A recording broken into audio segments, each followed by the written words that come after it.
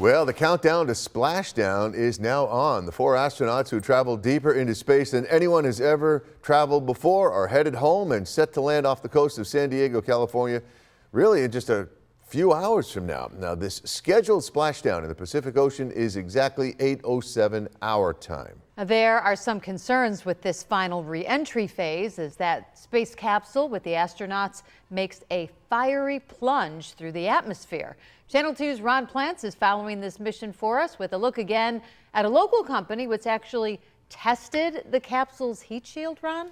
That's right, Mary Alice. You may have heard that phrase, they're coming in hot.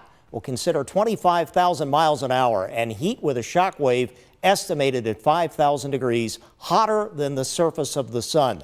Now, with those conditions right around the Orion capsule and directly on that heat shield, again, this is the second flight with the Orion capsule. In the first flight, you can see this is the uncrewed Artemis I back in 2022. That's the plasma and heat flow right around the capsule there. That intense heat seen in some actual video shot from inside that crewless capsule. And by the way, right there, that's the damage to the heat shield that you saw there. That caused more damage than originally expected, actually tore some chunks off. So NASA went back to the wind tunnels that you saw there with Kubrick, and they requested Kubrick, that research firm on Genesee Street in Cheektowaga, to use their big shock wind tunnels to test the heat shield design. Those are actually metal models that they used of the Orion capsule, with the testing in 2023, 2024, trying to make sure the heat shield designs are correct for NASA and the contractors who built the capsule and the shield. And also some nervous times for NASA officials, the astronauts' families, and the folks at Kubrick as we approach that re-entry time before 8 p.m. It's impossible to say you don't have irrational fears left, right? But I'd tell you I don't have any irrational fears about what's going to happen.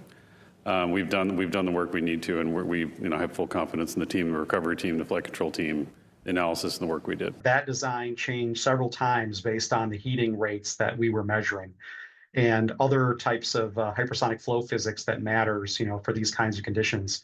Yeah, there were changes made to the design of that heat shield over time, based on our data.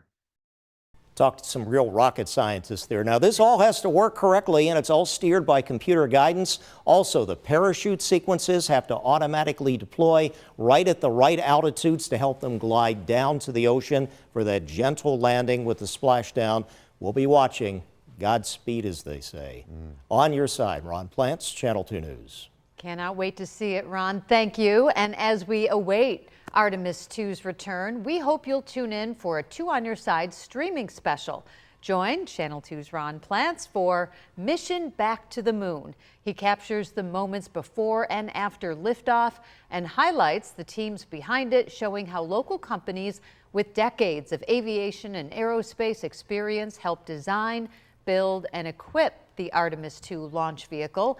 That's tonight at 7:30, streaming exclusively on WGRZ+. Download on your TV to watch live local news, weather, and more.